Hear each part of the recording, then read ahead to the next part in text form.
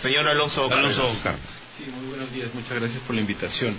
Sí, yo creo que el tema del censo resulta fundamental para los que estamos involucrados en el tema de políticas públicas, ¿no? Porque, digamos, el censo es como los ojos del Estado, ¿no? Si nosotros no tenemos cierto nivel de referencias de cuánta gente está, de cuál es su perfil y dónde están ubicados, el tema de las políticas públicas puede tener un sesgo importante, ¿no?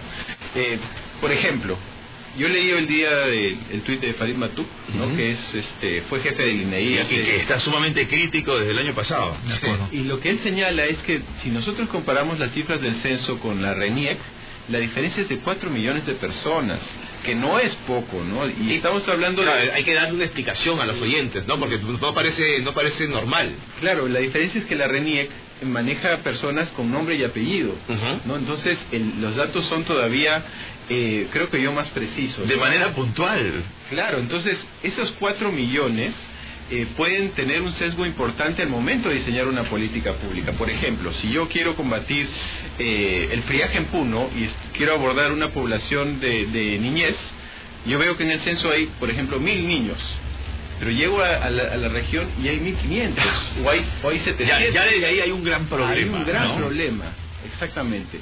Entonces, ¿de qué estamos hablando? ¿De ineficiencia por parte del INEI a la hora de haber realizado el censo?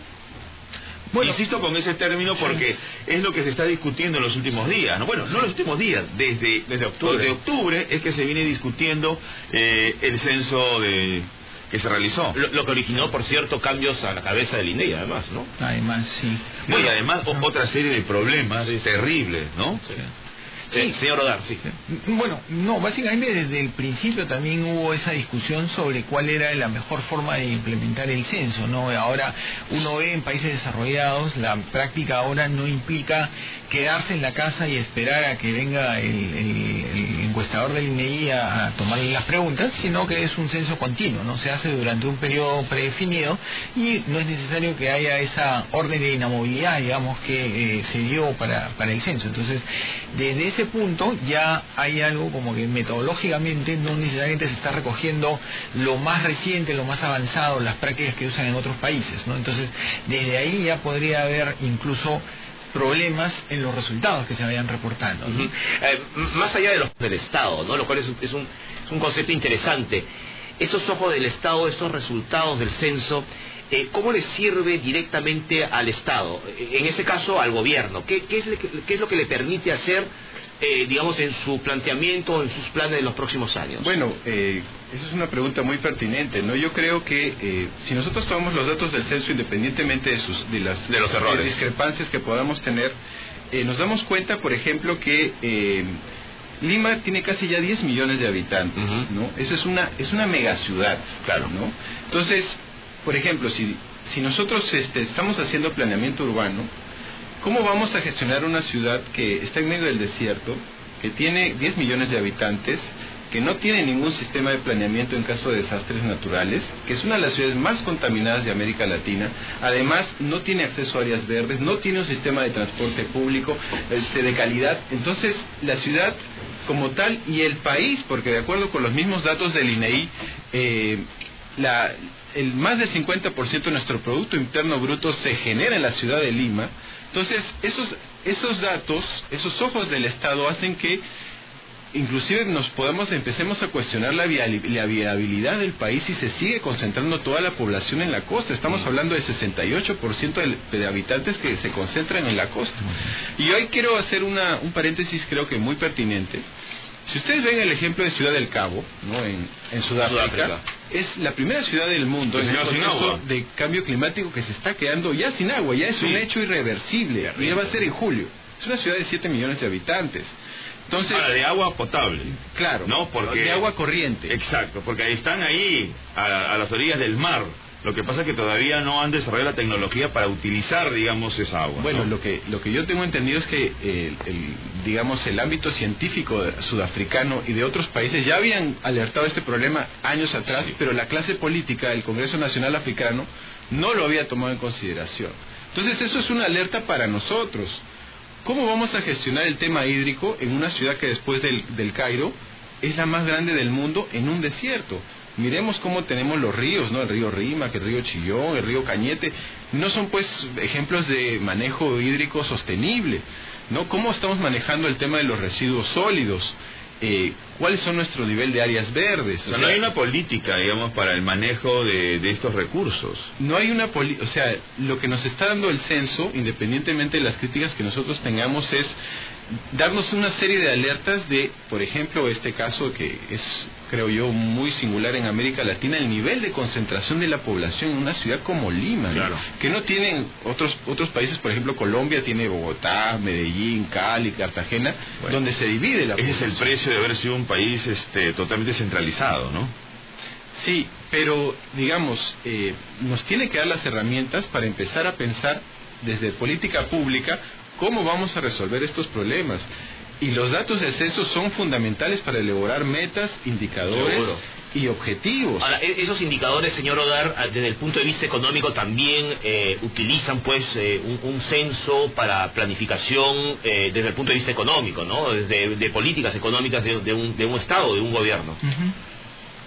Y, a ver, yo diría que dentro de ese problema grande que es la centralización, podemos estar viendo situaciones en donde podrían generarse experiencias positivas y podrían generarse lecciones que eventualmente se puedan replicar en otras regiones, ¿no? Por ejemplo, pienso en el caso de Piura, ¿no? Piura es la segunda región más poblada del país, sin que su núcleo urbano esté concentrado, al contrario, ¿no? Tenemos varias ciudades dentro de Piura que sumando efectivamente llevan a tener más población que en La Libertad, que en Arequipa, pero cada una de esas ciudades es más pequeña que Trujillo o que Arequipa, ¿no? Entonces estamos hablando de Piura, de Talara, de Sullana, etcétera, lo cual genera un grupo bastante grande de población al final, ¿no? Entonces, de repente ahí uno podría pensar, ¿no?, en la desconcentración, ¿no? Y pensar también el hecho de que dentro de Lima no estamos hablando de una ciudad integrada propiamente, ¿no? Y eso nos lleva a la necesidad de pensar en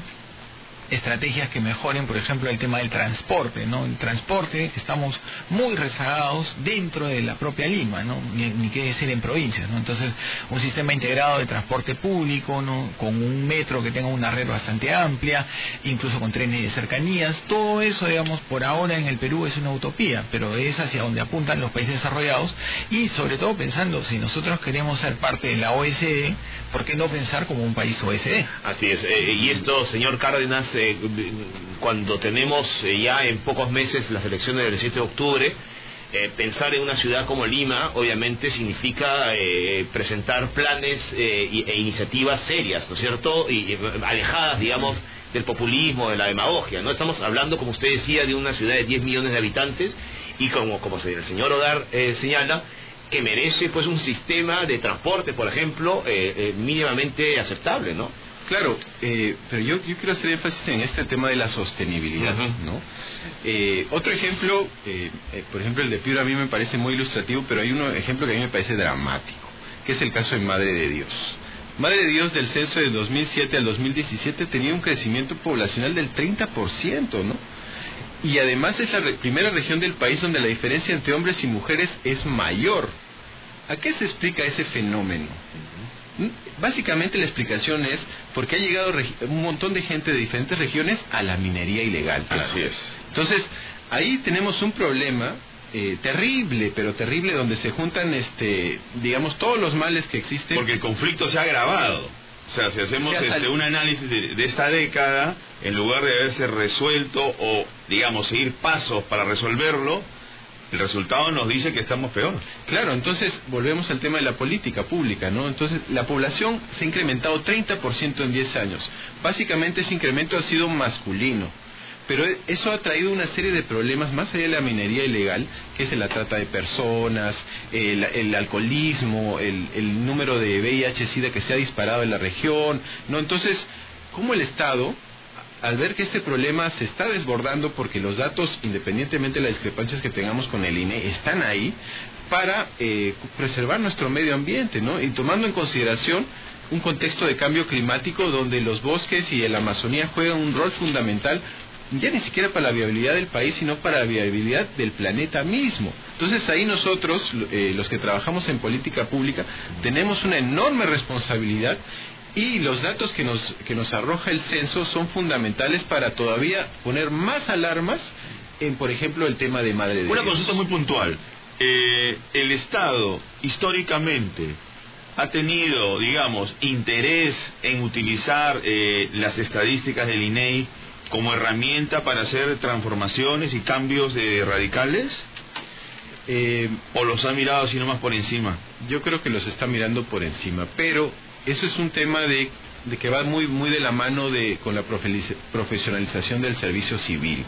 No, nosotros no tenemos y nunca hemos tenido un servicio civil profesional, a diferencia de, como señalaba el señor, de los países desarrollados, ¿no? Entonces, al haber tanta inestabilidad, es muy difícil sostener una política pública, ¿no? Entonces, y ahí lo amarramos también con la reforma, por ejemplo, del sistema educativo, ¿no? El Perú tiene más universidades que el Brasil, y el Brasil tiene 150 millones de habitantes, claro, y nosotros tenemos 32, ¿no? O sea, es una cosa de locos. Claro, la cantidad no significa que va a haber calidad, pues. Así es. Hay otro asunto que una de las conclusiones también del censo 2017 que me ha llamado la atención también es que la tasa de crecimiento poblacional es más baja que en los años anteriores, ¿no? Esta ha sido de 1% durante la última década, es decir, la mitad de la observada entre inicios de los 80 y los 90. Esto en cuanto a planes de futuro, señor Odar, ¿usted como economista puede traernos problemas de alguna manera? Puede traernos problemas en el sentido que va cambiando la estructura de la población por edad, ¿no? Si nosotros vemos el 2007, mayores de 60 años eran alrededor de 7% de la población. 7%. Así es. Ahora, con el nuevo censo, estamos hablando de alrededor de 11% de la población. Ahora, ¿eso qué significa? ¿Que hay una esperanza de vida mayor por diferentes razones o porque la población está envejeciendo también? Es que en promedio la población va envejeciendo porque el ritmo de crecimiento poblacional es cada vez menor. Entonces cada vez entran menos niños, digamos, a la población total. La esperanza de vida también se va alargando, es cierto, pero eso nos lleva a un problema también de políticas públicas desde el punto de vista de sostenibilidad de las pensiones. Las pensiones, así claro. Es, ¿no? Entonces, si todavía pensamos en que hay un grupo grande de trabajadores que están dentro de lo que es el sistema de reparto, dentro de lo que es el sistema público de pensiones, eso nos está generando presiones fiscales importantes en el futuro, ¿no? Desde ahora ya estamos en 11% de la población mayor de 60 años, ¿no? Hacia el 2050 eso estaría alrededor del 18 o 20% de la población. Que van a necesitar pensiones. Así es, ¿no? Y entonces, por ejemplo, un dato. Si nosotros comparamos menores de 14 años contra mayores de 60, había en el 2007 alrededor de 4,5 menores de 14 años frente a cada adulto mayor de 60.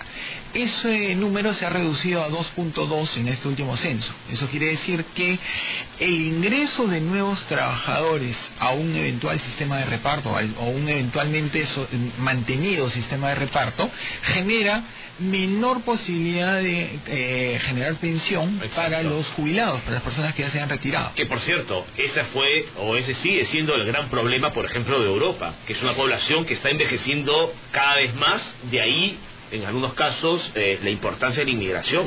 Así es, la importancia de la inmigración por un lado, y por otro lado la importancia de generar fuentes sostenibles de recaudación y de capacidad de enfrentar un gasto que solamente va a ser creciente. Ahora, el caso de Canadá, por ejemplo, ¿no? Que siempre ha impulsado la migración calificada. De acuerdo, ¿no? De acuerdo, sí. Eso también es importante para la productividad de un país. Así es, y por ejemplo, una oportunidad que pudimos haber aprovechado, pero que lamentablemente no se dio, por ejemplo, durante la crisis global, sobre todo que afectó a Europa, ¿no? El tema del 2008-2009. Sí, ahí en general América Latina pudo haber sido un atractor importante de talento de personas que salían desempleadas, pero altamente calificadas. ¿Y cree que no se capitalizó muy bien ese contexto? Yo diría que es una oportunidad que pudo haberse aprovechado, pero no, lamentablemente se dejó de lado, ¿no? Bueno, claramente este censo, más allá de las deficiencias que algunos señalan, es una herramienta que va a ser determinante para poder planificar una serie, digamos, de aspectos que tienen que ver con el desarrollo. Bueno, definitivamente, ¿no? O sea, nosotros estamos apostando al crecimiento, pero no estamos apostando al desarrollo. Estamos yendo contra el tráfico, ¿no? Contra la tendencia mundial, además. Por ejemplo, nosotros al fomentar estacionamientos estamos atentando contra la ciudad, ¿no? Yo tengo un ejemplo muy claro. Yo estuve hace poco en Estrasburgo, ¿no? Que es una ciudad en Francia, cercana a Alemania, al este de Francia, ¿no? Así es. Y lo que ellos están haciendo, por ejemplo, al momento de construir edificios o condominios, es que está prohibido por norma construirlos con estacionamientos. ¿Por qué? Porque su opuesta es al transporte público. Yo te tengo que hacer todos los desincentivos para que tú compres un automóvil. Ahora, por otro lado, señor Odar, lo que sí han apostado algunos distritos es construir estacionamientos bajo tierra justamente para darle ciertos espacios públicos a la ciudadanía, ¿no?